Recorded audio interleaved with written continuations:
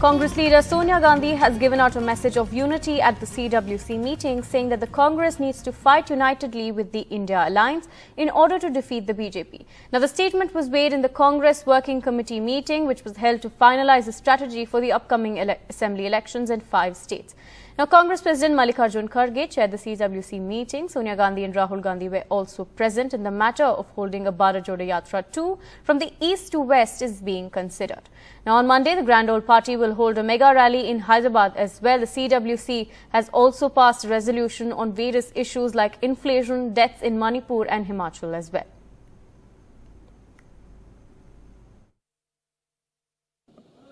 While the resolution has several paragraphs, broadly they will fall under the political situation, the economic crisis that we face, and the internal and external security threats. On the political situation, we believe that there is a challenge to the constitutional and federal structure of the country. Federalism has been systematically weakened. State governments have been hampered and hamstrung. It was the first CWC meeting under the leadership of Mr. Kharge, and clearly the message for the Congress party, apart from passing resolutions in terms of economic, political and social, and really attacking the Narendra Modi government on a host of issues related to that, but the key focus remained seat sharing and how to go forward ahead of the Lok Sabha elections. No less than Sonia Gandhi making it clear that we need to work together with the India bloc in terms of having seat adjustments and seat sharing, because if there is any lesson learned from the 2014 and 2019 debacle, it is the unity of opposition forces and the fact that they need to work together in terms of alliances. Of course, those details will be left to a close group to really work on it, but a clear message from no less than the Congress Working Committee, the highest body, to send a message that federalism is under attack, that there are serious issues in terms of economic as well as, of course, both external and internal security. With camera person Sanjay Kaushik, Sunil Prabhu, NDTV.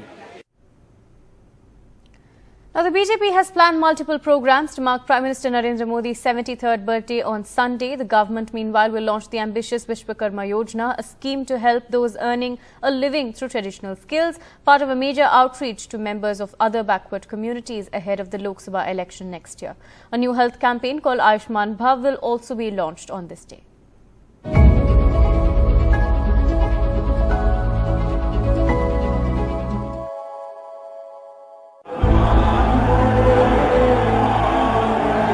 Among the big-ticket events planned for Prime Minister Modi's 73rd birthday, the launch of the ambitious Vishwakarma Yojana, a 13,000 to 15,000 crore rupee scheme targeted at the OBC community just ahead of the 2024 national election that aims to help those earning a living through traditional skills. For the BJP, the scheme is a way of blunting the opposition's efforts to attract the OBC vote ahead of the Lok Sabha polls. Prime Minister Modi himself will be in Delhi's Dwarka, where he will inaugurate Yashobhoomi, a world-class convention centre that will be among one of the world's largest such facilities.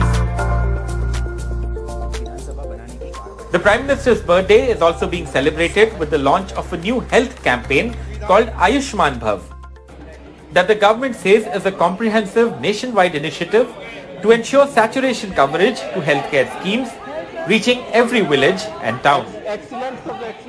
Bureau Report, NDTV. Union Home Minister Amit Shah has hit out at the India alliance, saying it disrespects Ramcharitramanas and indulges in appeasement politics. The minister was addressing a rally in Bihar's Madhubani when he made this remark. He also hit out at the RJD and the JDU alliance as well, saying that it will sink Nitish Kumar. Listen in to what the Union Minister had to say. माताओं, भाइयों और बहनों, India alliance के कुछ लोग रामचरितमानस का अपमान करते हैं। आप इससे सहमत है क्या? जोर से बोलिए, सहमत है? जन्माष्टमी की छुट्टी रद्द कर देते हैं। आप इससे सहमत है क्या? भाई बहन के त्योहार, रक्षाबंधन की छुट्टी रद्द कर देते हैं। आप सहमत है क्या? और वो सनातन धर्म को कहते हैं, कई सारे रोगों के साथ इसका नाम जोड़ते हैं। इनका एक ही काम है, तुष्टीकरण करना। माताओं, भाइयों, बहनों, ये जेडीयू और आरजेडी का जो मेल है वो तेल और पानी जैसा है, वो कभी एक नहीं हो सकते। मैं नीतीश बाबू को कहने आया हूं, नीतीश बाबू, स्वार्थ कितना भी ऊपर हो, तेल और पानी एक नहीं हो सकते, और उसमें तेल को कुछ नहीं गंवाना है। तेल पानी को मैला कर देता है, मैला कर देता है, मानकर चलना। आपने प्रधानमंत्री बनने के लिए जो गठबंधन किया है, वो गठबंधन आपको भी डुबाने वाला है। Now, after this statement, Bihar Chief Minister Nitish Kumar also hits back at Home Minister Amit Shah. He says, and I quote, "People who make such statements do not know what is happening across the country and are unaware of what is being done to develop Bihar." Listen in. उस सब पर ध्यान मत दीजिए। हम उन लोगों के किसी बात पर ध्यान नहीं देते, क्योंकि वो आते हैं तो अंड बंड बोलते हैं, कोई मतलब है, कोई ज्ञान है? बिहार का कितना ज्यादा विकास हुआ है, कितना काम हो रहा है, कोई जानकारी है? कोई बिहार की भी जानकारी, देश भर की जानकारी कुछ है? तो इन लोगों को तो ऐसे ही बोलने की आदत है, तो सब क्या बयान देते हैं, हम देखते ही नहीं जाते। आपको अंड बंड बोलना तो ऐसे ही बोलना है, तो क्या मतलब इसका? इसलिए उन लोगों का कोई वैल्यू नहीं है। अब आजकल परेशान है, हम एकजुट कर रहे हैं ना कई दलों को, तो जब एकजुट हो रहा है तब लोग घबराहट में है। Shifting our focus to Jammu and Kashmir, 3 encounters have taken place in Jammu and Kashmir this week in Baramulla. Now, in a joint operation, the Indian Army and the Jammu and Kashmir police neutralized 3 terrorists who attempted to infiltrate the LOC in Uri sector, while in Anantnag, over 90 hours of the encounter in the dense forests of Kokarnag is still underway. This is the very encounter in which 2 soldiers and a police officer lost their lives on Wednesday. Here's a report.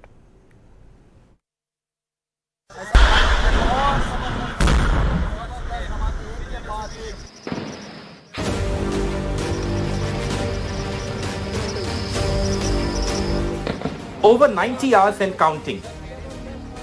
The Indian Army's massive counter-terrorist operation at the Gadol forests in Anantnag is still on. The army is now carrying out heavy shelling on the hideout of the terrorists, using high-tech equipment and dropping explosives through drones purchased from Israel.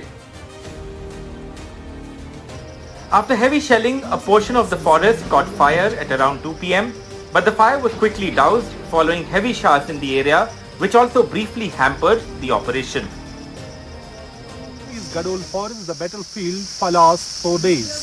It is now very clear that militants have occupied tactically favorable location inside this dense alpine forest. That is the reason this operation is taking so long, and there is no confirmation if any militant has been killed so far.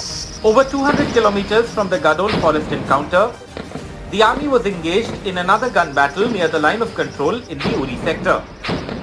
3 infiltrators were killed, but bodies of only 2 could be retrieved. The army told reporters the Pakistan forces gave covering fire in order to help the terrorists cross the LOC. इसी दौरान तीसरा terrorist जो injured हुआ था, वो पाकिस्तान फौज की post जो नजदीक में है, उनके फायर सपोर्ट की मदद में उसने एक्सफिल्ट्रेट किया। फौज की जो पार्टीज इन्वॉल्व थी, उन्होंने वहां क्वाडकॉप्टर भी फ्लाई किए। पाकिस्तान फौज ने हमारी क्वाडकॉप्टर्स के ऊपर भी फायरिंग की।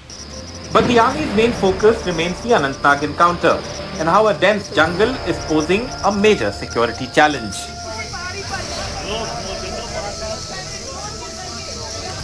With Nadeem Masoodi, Bureau Report, NDTV. Now, news coming in from Assam. In an institute in Silchar, a student from Arunachal Pradesh who was in the third semester of the electric engineering course allegedly died by suicide after he failed exams and couldn't clear his backlog papers. He had in fact requested the college authorities to allow him to register for the next semester, but it was reportedly turned down. Now, following this, there were protests in NIT Silchar in Assam, of course, on Friday night, where the students clashed with police officers during protests after this death of the student who had died by suicide at the college hostel.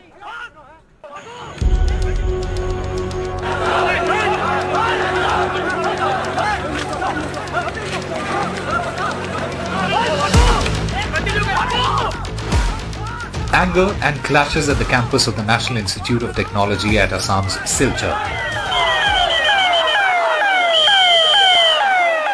After a student from Arunachal Pradesh who was in the 5th semester of the electrical engineering course allegedly hung himself after he failed exams and couldn't clear his back papers.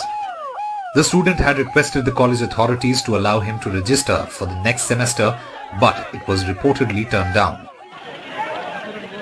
Other students at the institute allege this led to depression. रात भर तक खड़ा रहा था तो director sir पूरा रात में मिलने नहीं आए। फिर उसके बाद वापस जाके हम लोग के साथ मीटिंग भी हुआ, बट वो मीटिंग में बोला गया कि लाइक हम लोग का मांग को रखा जाएगा, कुछ ये वो किया जाएगा, बट अभी तक हम लोग कोई पॉजिटिव रिजल्ट नहीं देखने मिल रहा है और बहुत इशू है। स्टूडेंट लोग बहुत फ्रस्ट्रेटेड है बिकॉज लाइक ऐसा नियम लाया जा रहा है जिससे स्टूडेंट को दिक्कत हो रहा है। लाठीचार्ज कर रहे हैं, गन पॉइंट किया गया है, क्या पे गन पॉइंट करोगे, क्या हमारे बच्चों पे गन पॉइंट करोगे? The institute director says a proper investigation will be conducted. Beginning from first year, there was some problem. I still do not know. So because of that, there is some backlogs.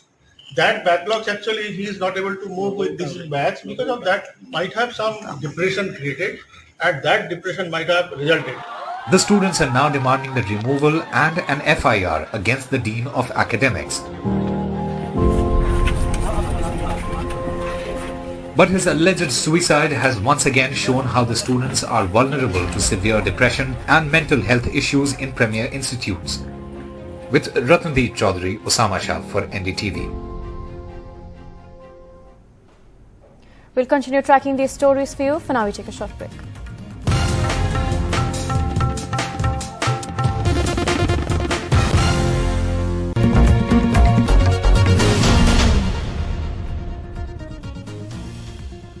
Welcome back. In a first of its kind, 3 women will become temple priests and enter the sanctum sanctorum of temples in Tamil Nadu, breaking caste barriers and bringing about gender equality. The young women have completed the year-long studies and are all set for another year of training before they are appointed as assistant priests. Here's a report by NDTV Sam Daniel.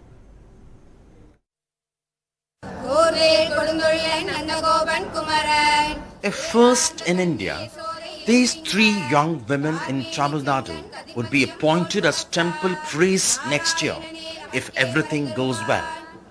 Ramya, Krishnaveni and Ranjita have successfully completed a year-long course at the Sri Rangam temple, studying in Tamil and Sanskrit.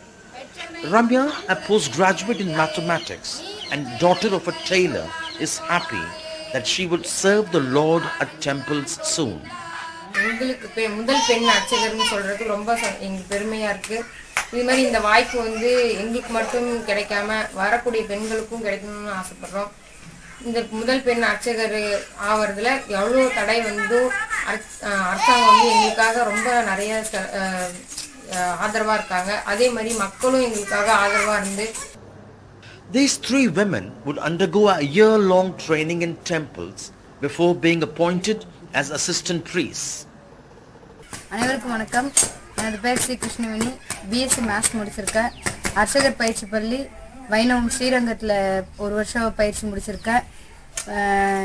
அனைத்து ஜாதியினரும் அர்ச்சகர் ஆகலாம் அப்படின்ற திட்டத்தை அறிவித்த தமிழ்நாடு முதலமைச்சர் ஸ்டாலின் ஐயா அவர்களுக்கும் இந்து சமய அறநிலையத்துறை அமைச்சர் அவர்களுக்கும் நன்றி தெரிவித்துக்கிறோம். மக்கள் சமுதாயம் வந்து இதை வந்து இந்த மாற்றத்தை வந்து ஏற்றுட்டு எங்களுக்கு நல்ல ஆதரவு கொடுக்கணும்னு. The ruling DMK government has launched a project that paves the way for people of all castes to become temple priests. Men from several castes have already become priests. Now with women breaking new ground, Chief Minister M.K. Stalin says, despite women's achievements as pilots and astronauts, they were barred from the sacred role of temple priests, deemed impure. But change is finally here. Women are also now stepping into the sanctums, bringing a new era of inclusivity and equality. Certainly, a new high for women breaking barriers on matters of faith, and Tamil Nadu shows the way. With Venkatesan and Kadalur in Chennai, Sam Daniel, for NDTV. The India-Canada FTA talks seem to have hit a pause as Canada has postponed its trade mission to India. Now, Canadian Trade Minister Mary has confirmed this piece of information. This comes days after the meeting between Prime Minister Modi and PM Trudeau. Now, in this meeting, of course, took place on the sidelines of the G20 meet, where Prime Minister Modi raised strong concerns on anti-India activities in Canada by pro-Khalistan groups.